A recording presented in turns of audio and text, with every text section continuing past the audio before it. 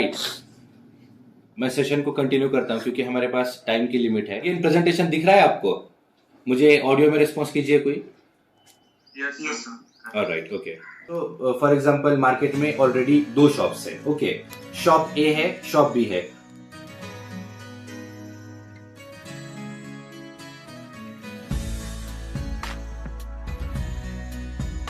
आप में से कई ऐसे लोग हैं जो एक इनोवेटिव माइंड रखते हैं, जिनका इंटरेस्ट 9 to 5 जॉब के अंदर नहीं है और आप कुछ ना कुछ एक डिफरेंट करना चाहते हैं। मेरा भी उस टाइम पे ऐसा था कि मैं कुछ अलग करूं, बट यहाँ पे इतने अपॉर्चुनिटीज नहीं मिलते कि मतलब क्या कुछ अलग हम कर सकते हैं। आई कैन कम्युनिकेट वेल, मैं अच्छे से बात कर सकता हूँ, मैं लोगों के साथ अच्छे से डील कर सकता हूँ। और जब मैं इंजीनियरिंग में था तो राइट फ्रॉम कॉलेज काउंसिल से लेके जितने भी इवेंट्स होते थे उन इवेंट्स को मैं होस्ट करता था। अलग अलग हम वहाँ पे इवेंट्स ऑर्गेनाइज करते थे। एक मेरा पैशन था, बट अब इस पैशन को प्रोफेशन में कन्वर्ट किस तरह से करना है, ये एक बहुत बड़ा चैलेंज था।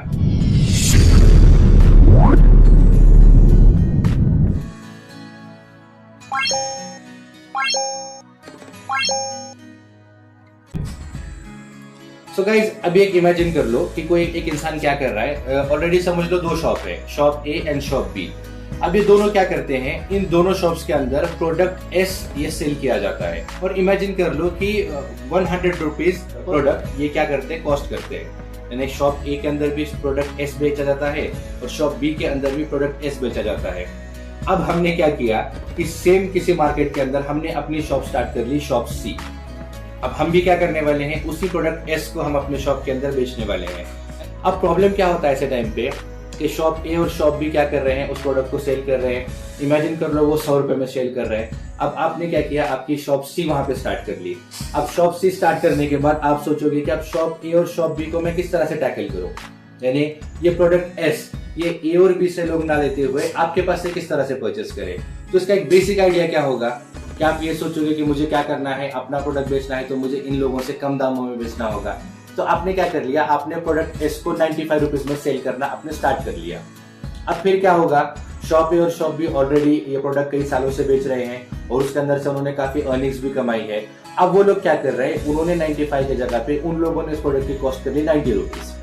अब आप इमेजिन कर लो कि ये प्रोडक्ट आपको 80 रुपीज में मिलता था और 20 रुपीज उसके अंदर आपका प्रॉफिट था। अब आप क्या कर रहे हो, आपने फिर से 85 कर लिया और उन लोगों ने फिर 80 पर आ गए।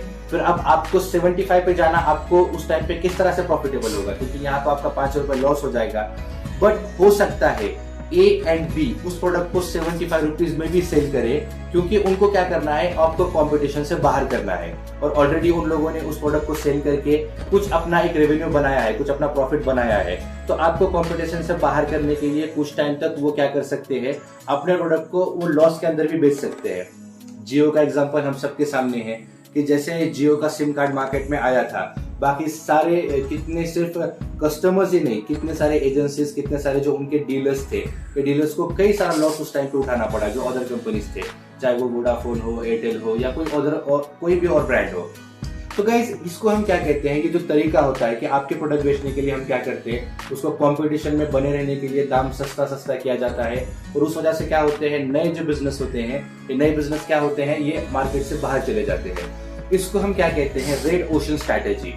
ये काफी फेमस टर्म है, आप लोगों ने सुनी है नहीं, आई डोंट नो, बट अगर आपको पता हो तो क्या है, जिसमें ऑलरेडी कई सारे शार्क स्विम कर रहे हैं और एक न्यू फिश क्या कर रही है, उसके अंदर सर्वाइव करने की कोशिश कर रही है, जहां पे ऑलरेडी ढेर सारे शार्क्स है। तो इसमें क्या होता है कि रेड ओशन स्ट्रैटेजी को अपनाते अपनाते कई सारे लोगों के बिजनेस ये फेल हो जाते हैं, क्योंकि वहां पे उनको इतना कंपटीशन है कि इनफ उनको नया मार्केट नहीं मिल पाता और वो अपने आप को वहां पे सर्वाइव नहीं कर पाते। आपने वो शार्क टैंक वगैरह शो के बारे में सुना होगा ना, जो रिसेंटली काफी पॉपुलर चल रहा है, सुना है आप लोगों ने? तो गाइस, इससे बाहर निकलने का वे क्या है, उसको कहते हैं blue ocean strategy. Blue ocean strategy is nothing but N entrepreneurship. मैं आपको ये बुक रिकमेंड करता हूं, अगर आप में से किसी ने पढ़ा नहीं है, blue ocean strategies, it is one of the finest book. अगर आप एक नया बिजनेस स्टार्ट करना चाहते हो, नई इनोवेशन आपके पास है, तो किस तरह से आपके आइडियाज को आप कन्वर्ट कर सकते हो। अब ब्लू ओशन स्ट्रैटेजी हम उसी को कहते हैं कि जैसे रेड ओशन के अंदर क्या है कि ऑलरेडी वहां पे प्रिस्क्राइब बिजनेसेस है, लोग ऑलरेडी वो वर्क कर रहे हैं और आप भी क्या कर रहे हो, उसी के अंदर जंप कर रहे हो, तो आपके सर्वाइविंग चांसेस वहां पे बहुत कम हो जाते हैं। मगर आप क्या कर रहे हो, अपने आप को एक ऐसे नए बिजनेस के अंदर एंटर करा रहे हो, एक नए बिजनेस के अंदर आप जंप कर रहे हो कि जिसके अंदर आपके पास कंप्लीटली ओपन मार्केट है, क्योंकि ऑलरेडी उसके अंदर मार्केट अभी जनरेट ही नहीं हुआ है। तो एंटरप्रेन्योर्स को क्या होता है, यहाँ पे अपने यूनिक प्रोडक्ट और यूनिक आइडिया के साथ अगर आप किसी एक नए मार्केट में जंप कर रहे हो तो आपको वहां पे टोटल ओपन मार्केट मिलेगा, जहाँ पे अगर क्योंकि जो पहला इंसान होता है उसको जो बिजनेस मिलता है या वो जो लेवल पे अपने बिजनेस को लेकर जा सकता है, वो बाद में आने वाले लोगों के लिए उतना इजी नहीं होता। गाइस, पहले जो एंटर करता है उसकी वैल्यू अलग होती है और एंटरप्रेन्योरशिप हमें वही एबिलिटी देता है, बट उसके लिए आपके पास क्या चाहिए, आपका एक यूनिक प्रोडक्ट या आपका एक यूनिक आइडिया चाहिए। Guys, when I started working in this field, जब मैं कॉर्पोरेट ट्रेनिंग और मोटिवेशन के सेक्टर के अंदर आया हूँ, तो राइट नाउ इन मेरे सराउंडिंग के 7 सिटीज में कोई भी यहाँ पे यही प्रॉब्लम अभी भी हमको देखने मिलता है कि कोई ऐसा इंसान ही नहीं है जो स्टूडेंट को आउट ऑफ देयर सिलेबस कोई यूनिक आइडिया उनको बता सके, कोई यूनिक वर्क करने की तरफ उनको मोटिवेट कर सके। तो यहाँ पे क्या होता है, मेरे लिए ये टोटली ब्लू ओशन है कि यहाँ पे मैं जितना चाहे मैं लोगों को मोटिवेट कर सकता हूँ। इस तरह से मैं कोशिश कर रहा हूँ कि मेरे सराउंडिंग जितने सिटीज है, whether it will be Aurangabad, Beed, Nanded, Jalna, आपने अगर इन नाम सुने होंगे तो इन सब जगह पे मुझे कंटिन्यूअसली कॉल्स है। So this is my blue ocean, जहाँ पे मैं जाके लोगों को अपने स्किल्स के थ्रू मोटिवेट कर सकता हूँ, उन्हें ट्रेनिंग दे सकता हूँ और उसी के साथ साथ एक आइडिया मिल रहा है कि हम क्या कर सकते हैं कि यहाँ से स्टूडेंट को किस तरह से आप लोगों के साथ कॉम्पीट करने के लिए हम रेडी कर सकते हैं। और दोस्तों, एक और किताब है पीटर थिल की, 0 to 1, ये भी पर्सनली मैं आपको ये रिकमेंड कर रहा हूँ।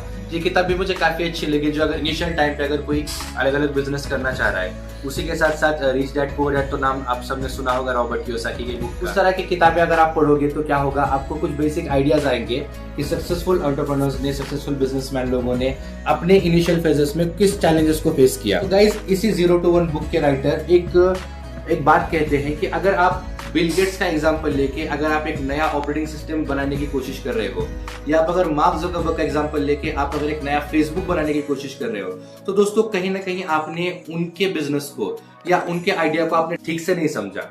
जब इन लोगों ने चीज स्टार्ट की थी, ओके, अब माइक्रोसॉफ्ट और एप्पल की फाइट जो है वो एक अलग कंसेप्ट है, हम उसको और डीप में नहीं जाते, बट हम ये कहते हैं अभी के लिए कि माइक्रोसॉफ्ट का जो स्टार्टअप था, बिल गेट्स ने जब ये आइडिया, अब उसने एप्पल से चुराया था, ये था, वो एक अलग बहस है, बट फिर भी वो एक ऐसा आइडिया था जो 1 in a million था।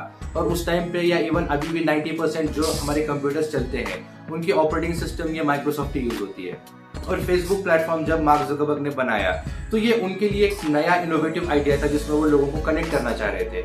अब अगर हम सोचेंगे कि अब मैं एक नया फेसबुक बनाऊंगा, मैं कोई एक नया एप्लीकेशन बनाऊंगा, तो फिर से हम कहाँ जा रहे हैं, रेड ओशन के अंदर जा रहे हैं, जहाँ पे ऑलरेडी इतने बड़े बड़े शार्क्स हैं मार्क जुकरबर्ग जैसे, तो वो लोग अपने को कब तक सर्वाइव करने देंगे। तो गाइस, हो सकता है कि ये आइडिया कहीं ना कहीं फेल हो जाए।